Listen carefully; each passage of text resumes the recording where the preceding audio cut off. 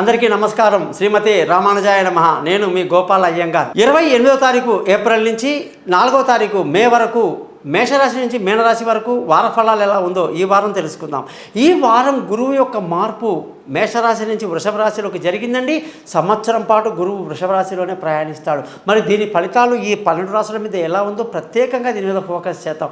ఈ వారం గ్రహాల కానీ స్థితి చూసుకుంటే మేషంలోకి వచ్చేసి సూర్యుడు, శుక్రుడు, వృషభంలో గురువు, కన్యాలో కేతు, కుంభంలో శని, అలాగే రాహు, కుజ, బుధ గ్రహాలు మీనరాశిలో సంచరిస్తూ చంద్రుడు ధనుసు, మకరం, కుంభం ఈ 3 రాశుల్లో ప్రయాణిస్తున్నాడు.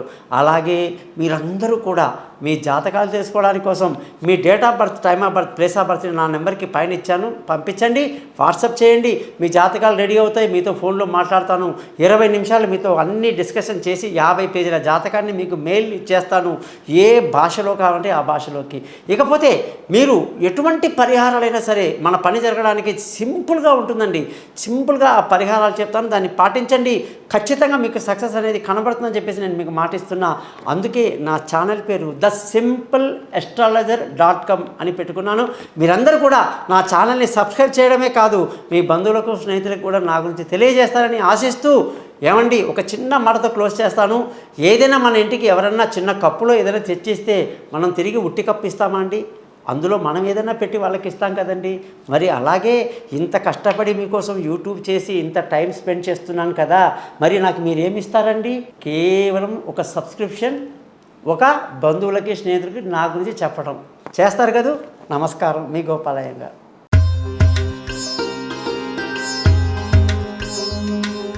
కుంభరాశి వాళ్ళకి 28వ తారీఖు ఏప్రిల్ నుంచి 24వ తారీఖు మే వరకు కానీ చూసుకుంటే ఈ వారంలో గురువు యొక్క మార్పు చాలా అద్భుతంగా ఉంది. కుంభరాశి వాళ్లకు ధన ఆదాయం బాగా పెరుగుతుంది. కుటుంబంలో సంతోషం వెల్లివిరుస్తుంది.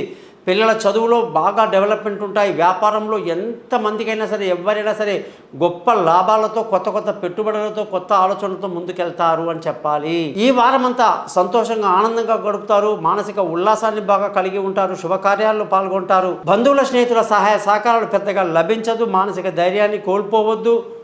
సంతానం విషయంలో మీరు ఎప్పుడు సంతోషంగా, ఆనందంగా గడుపుతారు. విదేశీ యానాలు కలిసి వస్తాయి. దూర ప్రయాణాలు కలిసి వస్తాయి. తెలివైన నిర్ణయాలు తీసుకుంటారు.